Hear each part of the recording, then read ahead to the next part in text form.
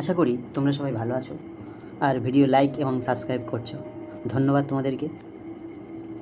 আচ্ছা, তোমাদের স্টেটের সিলেবাসের মধ্যে রয়েছে কাদম্বরী সুকনাস উপদেশ, এই অংশটি।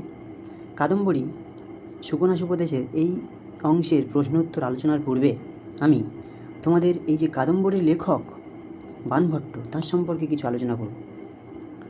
বাণভট্টের পিতা ছিলেন চিত্রভানু, মাতা ছিলেন রাজদেবী, পুত্র ছিলেন ভূষণ ভট্ট, যার অপর নাম পুলিন্দ, বোন মালতী, ভাই দুটি ছিলেন চিত্রসেন এবং মিত্রসেন। বাণভট্ট তিনি শৈবের উপাসক ছিলেন, তিনি পাঞ্চালী রীতির কবি ছিলেন। বাণভট্ট যদি সময়কাল বলা যায় 629 থেকে 645 খ্রিস্টাব্দের মাঝামাঝি হবেন তিনি।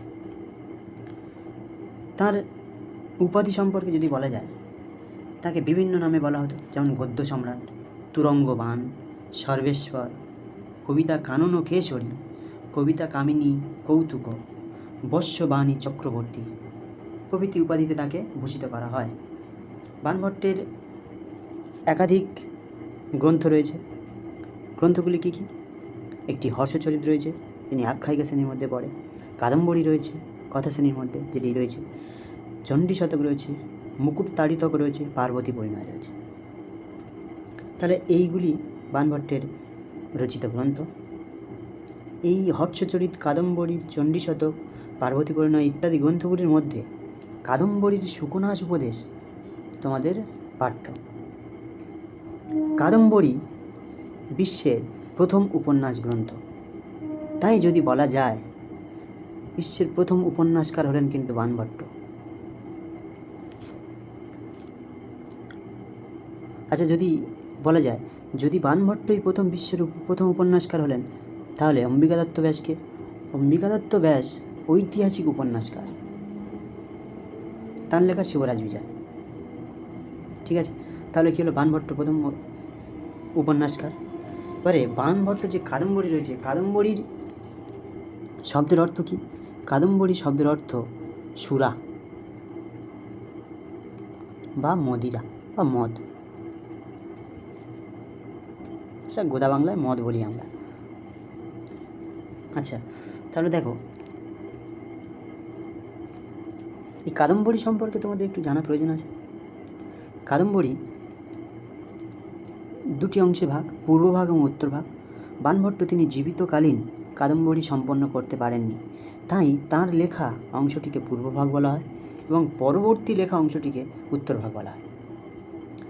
পরবর্তী উত্তরভাগটি কে লিখেছিলেন? নিশ্চয়ই তার পুত্রই লিখবেন। তার পূর্বভাগ প্রথম ভাগটি পূর্বভাগ, আর পরবর্তী উত্তরভাগ। পূর্বভাগটি লিখেছেন বাণভট্ট, উত্তরভাগ লিখেছেন তাঁর পুত্র ভূষণ ভট্ট বা পুলিন্দ। তাহলে কাদম্বরীর বিষয়ে একটু জানা দরকার। কাদম্বরী সুকনাস উপদেশের বিষয়টা কি?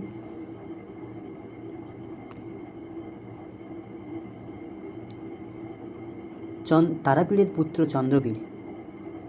চন্দ্রপীড়ের রাজ্যাভিষেকের সময় পূর্বে তারাপীড়ের অনুভবী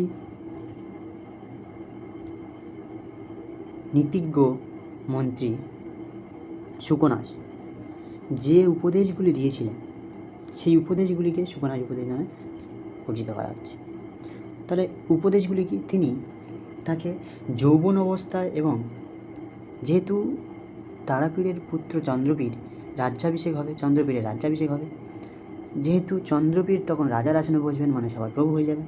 এই যে প্রভুতার যে দোষ, এবং যৌবন অবস্থায় চন্দ্রপীড় প্রভুত্ব করবে, তাই যৌবন অবস্থার যে দোষ, এবং তিনি যেহেতু রাজা হবেন, তার হাতে অনেক ঐশ্বর্য আসবে, এই যে ঐশ্বর্যের দোষ, সেইগুলি সম্পর্কে সুকনাস বিভিন্ন উপদেশ দেবেন চন্দ্রপীড়কে। এই উপদেশগুলি হলো সুকনাস উপদেশ। লক্ষ্মীর সম্পর্কে এখানে বহু দোষ